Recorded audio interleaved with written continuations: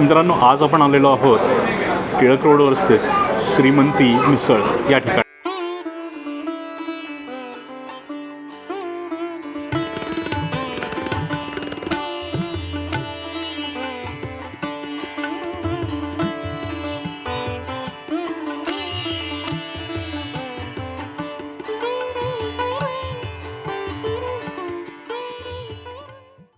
माझं नाव सचिन गोखले.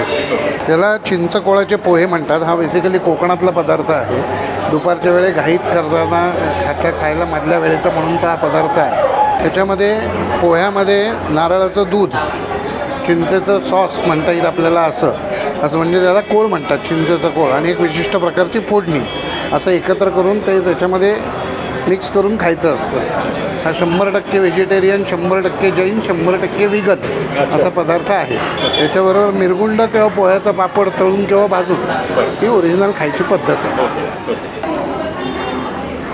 हे आपण सगळं ओतूया ह्याच्यात आणि छानसं मिक्स करूया. सुपर्ब याचं. मला अपेक्षा नव्हती की एवढे छान चवीला असेल. खूप सुंदर. पहिला घास.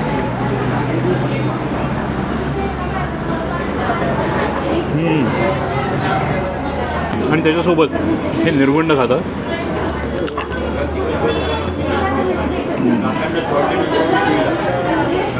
क्लास.